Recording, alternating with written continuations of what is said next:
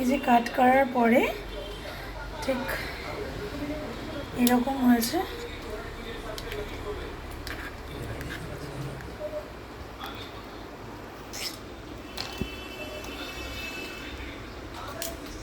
তোলা আছে।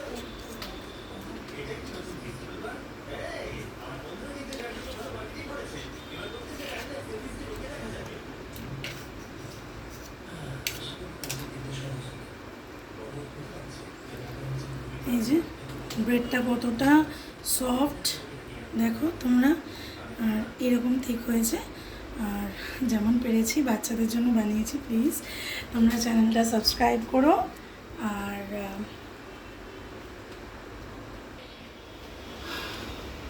তোমরা চ্যানেলটা সাবস্ক্রাইব করো, ভালো লাগলে শেয়ার কমেন্ট করো, আর পাশে থেকো, সাথে থেকো। Thank you so much.